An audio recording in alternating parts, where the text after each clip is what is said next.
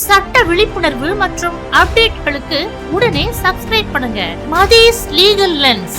இந்த வீடியோவை மறக்காம உங்க நண்பர்களுக்கு ஷேர் செய்யுங்க. சரி, இந்த வாரண்ட் அப்படி இல்லாம போலீஸ் வந்துட்டு ஒருத்தர் வீட்டுக்குள்ள வர முடியுமா? நான் என்னோட பழைய வீடியோல ஏற்கனவே காக்னைசபிள் அஃபென்ஸ் பத்தியும் நான் காக்னைசபிள் அஃபென்ஸ் பத்தியும் தெளிவா சொல்லியிருக்கேன். பட் ஸ்டில் இந்த வீடியோல இது மேண்டேட்டரிங்கிறதுனால நான் மறுபடியும் உங்களுக்கு எக்ஸ்பிளைன் பண்றேன். காக்னைசபிள் அஃபென்ஸ்னா போலீஸ் ஃபுல் பவர் இருக்கு. அவங்களுக்கு இந்த மாதிரி அரெஸ்ட் வாரண்ட் இல்ல சர்ச் வாரண்ட் அப்படின்னா அவங்க தானாவே உங்க வீட்டுல சர்ச் பண்ண முடியும். இதுக்கு போலீஸ் மேஜிஸ்ட்ரேட் அப்ரூவல் வாங்கணுங்கிற அவசியம் கிடையாது.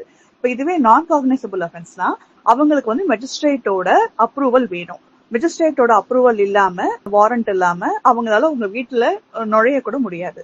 சோ இதுதான் இது ரெண்டுக்கும் உள்ள டிஃபரன்ஸ்.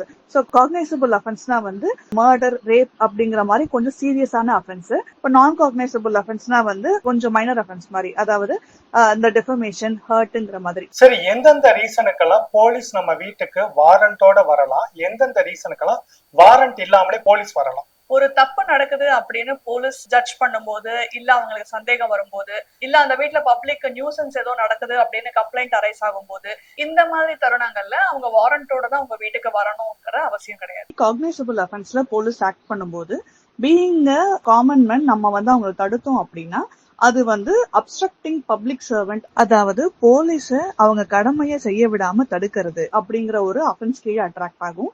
இது பழைய ஐபிசி செக்ஷன் 186லயும் பிஎன்எஸ் செக்ஷன் 233லயும் அட்ராக்ட் ஆகும். இப்போ இதுக்கு என்ன பனிஷ்மெண்ட் நமக்கு தருவாங்க அப்படின்னா 3 monthsல இருந்து 2500 வரைக்கும் நமக்கு ஃபைன் கூட இம்போஸ் பண்ணலாம். சில சமயம் நேச்சர் ஆஃப் அஃபென்ஸை பொறுத்த வரைக்கும் நமக்கு ரெண்டுமே கூட அவங்க நமக்கு இம்போஸ் பண்றதுக்கு சான்சஸ் இருக்கு.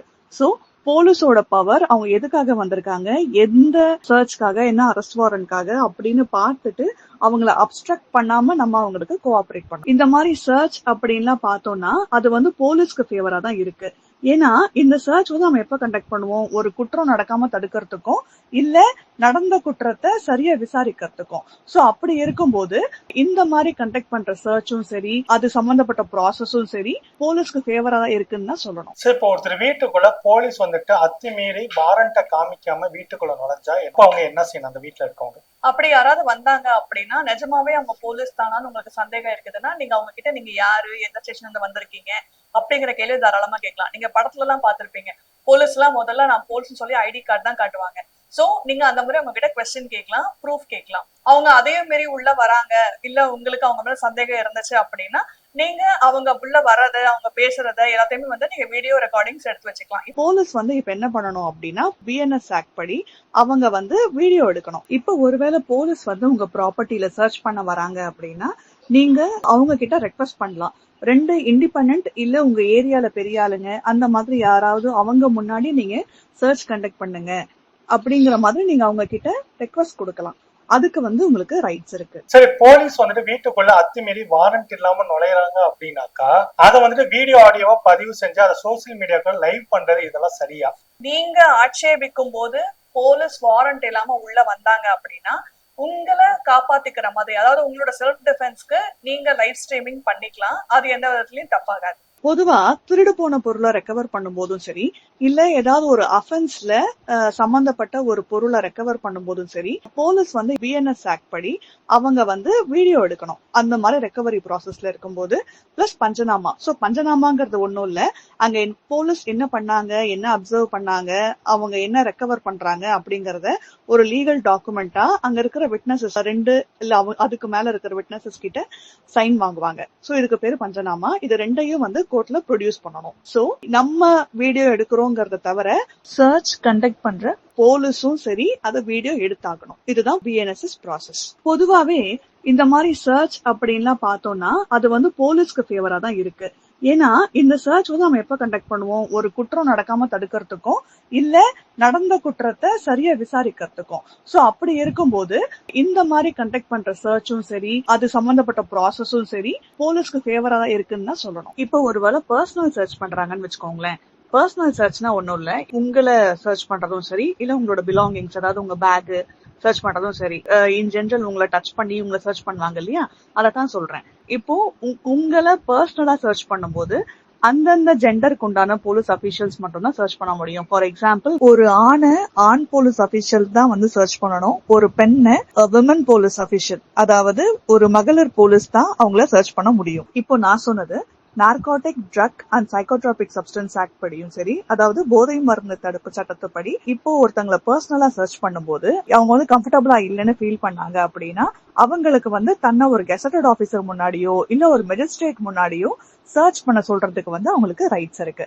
This is under section 50 of NDPS act. இப்ப போலீஸ் வந்துட்டு வாரண்ட் எடுத்து நம்ம வீட்டுக்குள்ள வராங்க. ஆனா அந்த வாரண்ட்ல இருக்கிற பேர் வந்துட்டு நம்ம அந்த வீட்டுக்கு சம்பந்தப்படாத பேரா இருக்கு அப்படின்னாக்கா அவங்க என்ன செய்யணும்? அந்த வீட்டுல இருக்கவங்க என்ன செய்யணும்? நீங்க அவங்க கிட்ட கம்யூனிகேட் பண்ணுங்க. நீங்க சொல்ற ஆளோ இல்ல நீங்க தேடுற ஆளோ இல்ல நீங்க வந்திருக்க இடமோ அந்த வாரண்ட்ல இருக்கிறதுக்கும் மேட்ச் ஆகல அப்படின்னா நீங்க அவங்க கிட்ட எக்ஸ்பிளைன் பண்றதுதான் ஒரே ரெமெடி.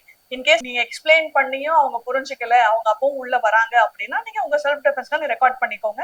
அதுக்கப்புறம் நீங்க அவங்களோட ஹையர் அபிஷியல்ஸ் கிட்ட நீங்க கம்ப்ளைண்ட் பண்ணலாம். அவங்க என்ன ரீசனுக்காக அவங்க வந்தாங்கிறது தான் மேண்டேட்டரி. இப்போ ஒரு வீட்டுக்கு வந்து சர்ச்சுக்கு போற போலீஸ்காரங்க மஃப்டில போக முடியுமா? கிரைம் டிவிஷன்ல இருக்கிற போலீஸ் அவங்க சர்ச் கண்டக்ட் பண்ணும்போது யூனிஃபார்ம்ல இருக்கணுங்கிற அவசியம் கிடையாது. இப்போ சீரியஸ் அஃபென்சஸ் இருக்கிற ஆக்ட்ஸ் எல்லாம் இருக்கு பாத்தீங்களா, இப்போ கள்ளக்கடத்தல் பண்றாங்க இல்ல ஒருத்தங்க லஞ்சம் கொடுக்கறாங்க அப்படிங்கும் போது அவங்க சர்ச் வாரண்ட் கண்டக்ட் பண்றதுக்கு வாரண்ட் வாங்கணுங்கிற அவசியம் கிடையாது. ஒரு ப்ராப்பர் கம்ப்ளைண்ட் இருந்தா போதும். சோ இப்ப வாரண்ட் இல்லாம வீட்டுக்குள்ள போலீஸ் நுழையறாங்கனாக்கா அவங்க மேல எங்கெங்கெல்லாம் போய் கம்ப்ளைண்ட் கொடுக்க முடியும்? யார் உள்ள வராங்களோ அவங்களோட ஹையர் கேடர்ல உங்களால தாராளமா வந்து கம்ப்ளைண்ட் லாட்ஜ் பண்ண முடியும். இன் ஜெனரல் இப்ப வந்து ஹியூமன் ரைட்ஸ் கமிஷன் இருக்கு.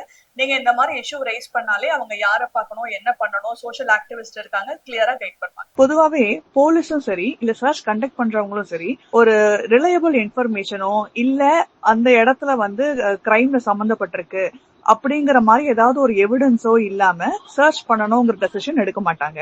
இப்போ சர்ச் அப்படிங்கறது யாரு சர்ச் பண்றாங்க, எந்த அத்தாரிட்டியில சர்ச் பண்றாங்கிறத பொறுத்து. இப்போ for example law and order கிரைம்னா போலீஸ் அபிஷியல்ஸ் வந்து சர்ச் பண்ணுவாங்க. கஸ்டம்ஸ்ல ஏதாவது சர்ச் பண்றாங்க அப்படின்னா கஸ்டம்ஸ் ஆபீசர் சர்ச் பண்ணுவாங்க.